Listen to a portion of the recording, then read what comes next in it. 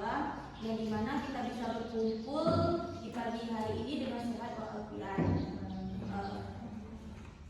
Sebelum kita mulai mata pelajaran, kita mengucapkan lafaz basmalah. Kita terlebih dahulu ya. Ketua kelas tolong ditunjuk aja. Sebelum mulai pelajaran hari ini, sebenarnya kita berdoa kepada Allah supaya ajaran ini bisa bermanfaat dan bisa diamalkan. Berdoa sebelum belajar, berdoa dimulai.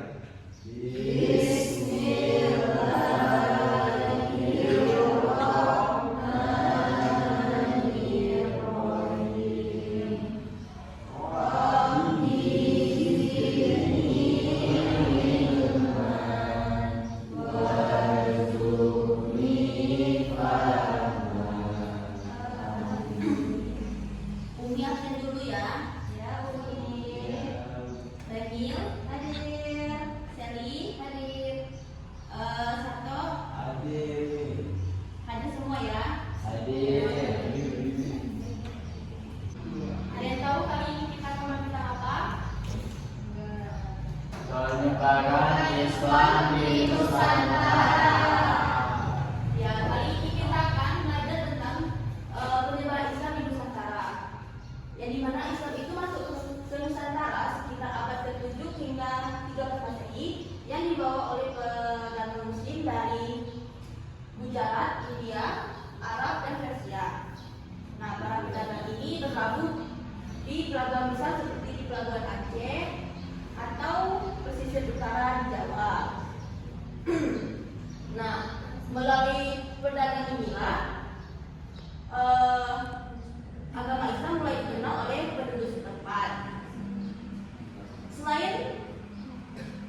Selain melalui perdagangan, metode penyebaran Islam itu ada yang melalui perkawinan, yang dimana pedagang Muslim menikahi wanita penduduk lokal atau suku lain atau kerajaan lokal, sehingga agama Islam mulai tersebar. Yang kedua adalah melalui pendidikan, seperti berdirinya pesantren atau madrasah di Nusantara. Ada juga yang melalui kesenian. Nah, yang kesenian ini contohnya seperti yang disebarkan oleh Wali Songo Sunan Kalijaga yang memperkenalkan pertunjukan wayang. Ada juga yang melalui dakwah.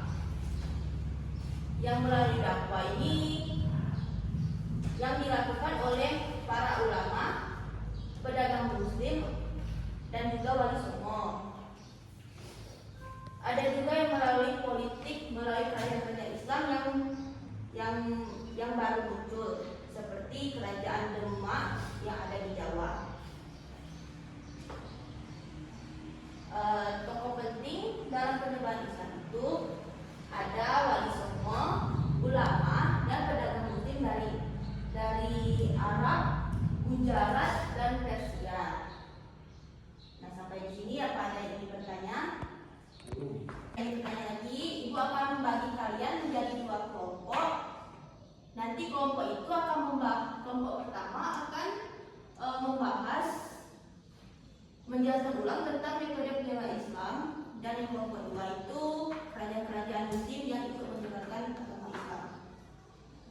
2 kelompok ya, dihitung dari Emil. 1, 2, 1.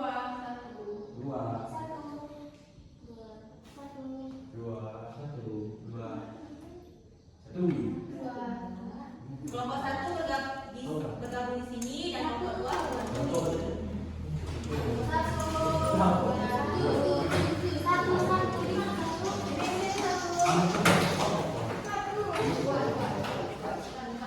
2. Kelompok 1 membahas tentang metode penyebaran Islam. Kelompok 2 membahas tentang kerajaan. Kelompok 1 menjelaskan tentang metode penyebaran. Telat, Bu. Nah, kelompok 2 membahas tentang Udah mandi nih, Bu. kelompok 2 membahas tentang kerajaan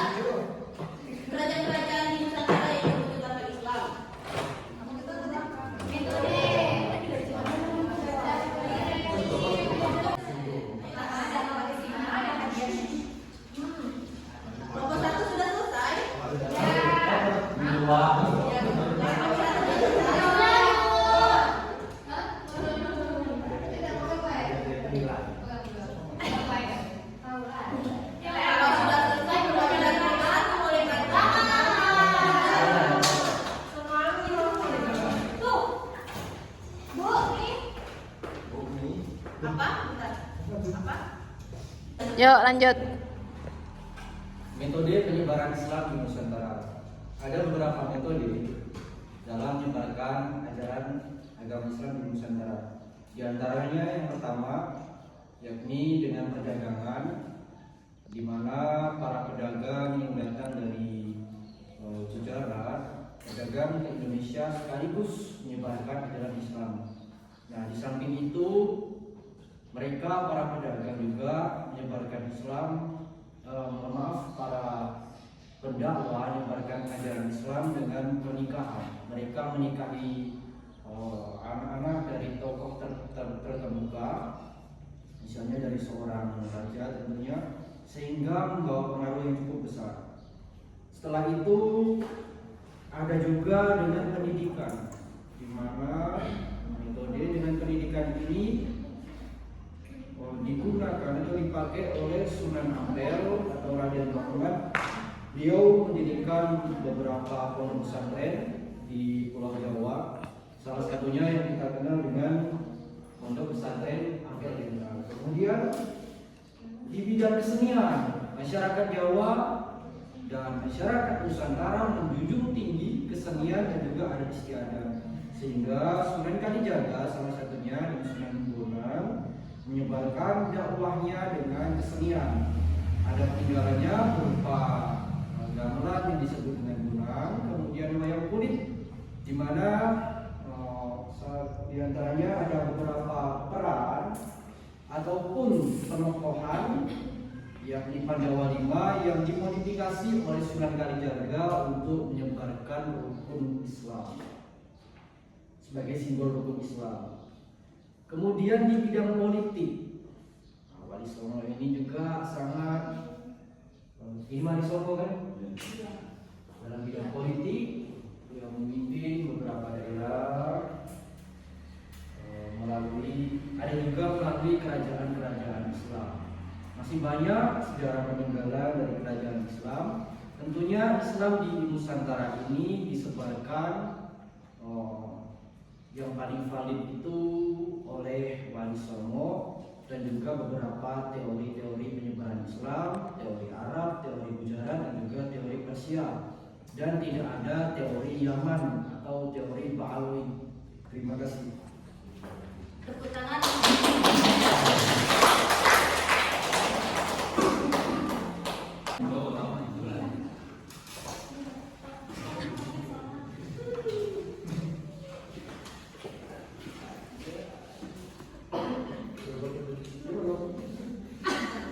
Tidak ya mana kok? Yang atas. Modus apa itu? Di skip nggak? Wah, lagi di skip. Gini potong Mbak ya. Jadi kami dari kelompok 2 ini menjelaskan mengenai beberapa kerajaan yang berperan penting dalam penyebaran Islam di Nusantara.